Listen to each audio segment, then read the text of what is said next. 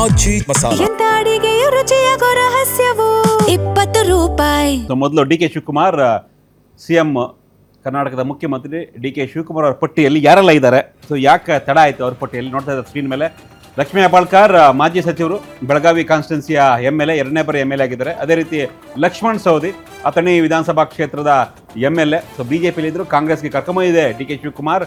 ಆಮೇಲೆ ಶಿವಲಿಂಗೇಗೌಡ JDSನಿಂದ ಕಾಂಗ್ರೆಸ್ ಬಂದರು, ಅರಸೀಕೆರೆಯಿಂದ ಕಂಟೆಸ್ಟ್ ಮಾಡಿದರು. ಸೊ ಅವರು ಶಿವಲಿಂಗೇಗೌಡ 3 ಬಾರಿ MLA ಆಗಿದ್ದಾರೆ. ಅಥಣಿಯಿಂದ ಲಕ್ಷ್ಮಣ್ ಸವದಿ 5 ಬಾರಿ MLA, ಲಕ್ಷ್ಮೀ ಹೆಬ್ಬಾಳ್ಕರ್ 2ನೇ ಬಾರಿ MLA. ನೆಕ್ಸ್ಟ್ ಚಲರಾಯಸ್ವಾಮಿ ಅದೇ ರೀತಿಯ ಮುಂದುವರೆದ್ರೆ ಪಟ್ಟಿಯನ್ನು. ಸೊ 5 ಬಾರಿ MLA ನಾಗಮಂಗಲ ಕ್ಷೇತ್ರದಿಂದ, ಮಾಜಿ ಸಚಿವರು ಕೂಡ ಹೌದು. ಇನ್ನು ಮಾಗಡಿ ಬಾಲಕೃಷ್ಣ 4 ಬಾರಿ MLA, ಅವ್ರದ್ದೇ ಜಿಲ್ಲೆ ಅವರು. ಸೊ 5 ಜನ ಪಟ್ಟಿಯನ್ನು ಇಟ್ಕೊಂಡಿದ್ದಾರೆ ಡಿ ಕೆ ಶಿವಕುಮಾರ್ ಅವರು. ಈ 5 ಜನಕ್ಕೆ ಕೊಡಲೇಬೇಕು ಅಂತ ಇವರು ಲೆಕ್ಕಾಚಾರ.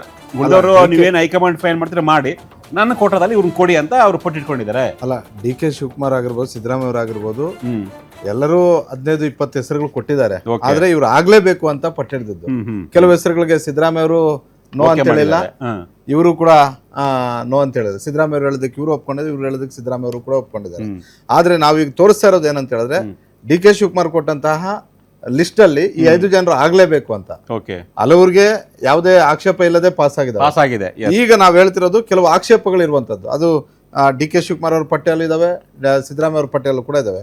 ಡಿ ಕೆ ಶಿವಕುಮಾರ್ ಪಟ್ಟಿಯಲ್ಲಿ 5 ಜನರ ಹೆಸರು, ಅದು ಲಕ್ಷ್ಮೀ ಹೆಬ್ಬಾಳ್ಕರ್ ಆಗಿರ್ಬೋದು, ಲಕ್ಷ್ಮಣ್ ಸವದಿ ಅವರು ಆಗಿರ್ಬೋದು, ಶಿವಲಿಂಗೇಗೌಡರು ಆಗಿರ್ಬೋದು, ಬಾಲಕೃಷ್ಣ ಮತ್ತೆ ಚಲರಾಯಸ್ವಾಮಿ. ಒಂದ್ ಕಡೆ ಇಬ್ರು ಬೆಳಗಾವಿ ಜಿಲ್ಲೆಯಿಂದ ಬರ್ತಾ ಇರುವಂತವ್ರು. ಬೆಳಗಾವಿ ಜಿಲ್ಲೆಗೆ 2-3 ಸ್ಥಾನ ಬೇಕಾ ಅನ್ನೋ ಒಂದು ಚರ್ಚೆ ಇತ್ತು. ಸಹಜವಾಗಿ ಸತೀಶ್ ಜಾರಕಿಹೊಳಿ ಇರೋದ್ರಿಂದ ಇನ್ನೊಬ್ರು ಆದ್ರೆ ಸಾಕು. ಆದ್ರೆ ಈ ಬಾರಿ ಡಿ ಕೆ ಶಿವಕುಮಾರ್ ಅವರು ಪಟ್ಟಿಡಿದು ಇಬ್ಬರನ್ನೂ ಕೂಡ ನಾವು ತಗೊಳ್ಳೇಬೇಕು ಅಂತ. ಯಾಕಂದ್ರೆ ಲಕ್ಷ್ಮಣ್ ಸವದಿ ಅವ್ರಿಗೆ ಮಾತು ಕೊಟ್ಟಿದ್ವಿ. ಜೊತೆಗೆ ಮಹಿಳಾ ಕೋಟದಲ್ಲಿ ಲಕ್ಷ್ಮೀ ಹೆಬ್ಬಾಳ್ಕರ್ ಅವರು, ಲಕ್ಷ್ಮೀ ಹೆಬ್ಬಾಳ್ಕರ್ ಮತ್ತೆ ಚಲರಾಯಸ್ವಾಮಿ ಹಿಂದೆ ಸಚಿವರಾಗಿದ್ರು ಸಿದ್ದರಾಮಯ್ಯ ಅವರ ಕಾಲದಲ್ಲಿ. ಸೊ ಲಕ್ಷ್ಮಣ್ ಸವದಿ ಅವರಿಗೆ ಪಾಪ ಅವ್ರಿಗೆ ಇನ್ನೂ ಅವಕಾಶ ಸಿಗ್ಲೇ ಇಲ್ಲ ಕಾಂಗ್ರೆಸ್ನಲ್ಲಿ. ಶಿವಲಿಂಗೇಗೌಡರು ಕೂಡ ಕಾಯ್ತಾ ಇದ್ದಾರೆ ಕಾಂಗ್ರೆಸ್ನಲ್ಲಿ ಒಂದು ಅವಕಾಶ ಕೊಡ್ರಪ್ಪ ಅಂತ. ಹಾಸನದಲ್ಲಿ ಇರೋದೇ ಇವರೊಬ್ಬರು ಸೀನಿಯರ್ ಕಾಂಗ್ರೆಸ್ ಅಲ್ಲಿ, ಹಂಗಾಗಿ ಆ ಸಮುದಾಯ ಕೊಡಿ ಅಂತ. ಹಾಸನದಲ್ಲಿ ಲಾಸ್ಟ್ ಟೈಮ್ ಕೊಟ್ಟಿರಲಿಲ್ಲ ಯಾರು ಕೂಡ ಸಚಿವ ಸ್ಥಾನವನ್ನ, ಈ ಬಾರಿ ಕೊಡಿ ಅಂತ.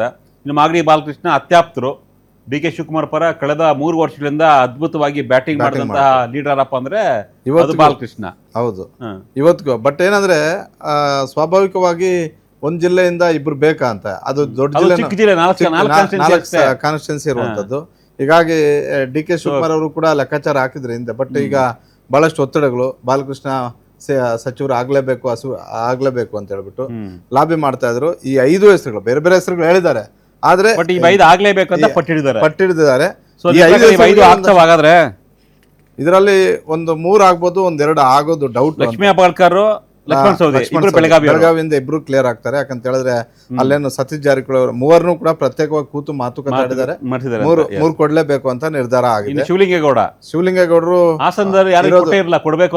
ಕೊಡಬೇಕು ಅಂತ ಬೇರೆಯವರು ಇದ್ದಾರೆ, ಬಟ್ ಸೀನಿಯರ್ಸ್ ಇಲ್ಲ, ಇವರೇ ಸೀನಿಯರ್ಸ್. ಜೊತೆಗೆ ಒಕ್ಕಲಿಗ ಕಮ್ಯುನಿಟಿ ಪ್ರಭಾವ ಇರೋದ್ರಿಂದ ಜಿಲ್ಲೆಯಲ್ಲಿ ಅಲ್ಲಿ ದೇವೇಗೌಡರು ಕುಟುಂಬದ ವಿರುದ್ಧ ರಾಜಕೀಯ ಮಾಡ್ಬೇಕಾಗಿರೋದ್ರಿಂದ ಶಿವಲಿಂಗೇಗೌಡರಿಗೆ ಅನಿವಾರ್ಯ ಅಂತ. ನನಗೆ ಬಾಲಕೃಷ್ಣ ಅವ್ರದ್ದು ಮಾತ್ರ ಈ ಲಿಸ್ಟ್ ಅಲ್ಲಿ ಡೌಟ್ ಆಗಿದೆ.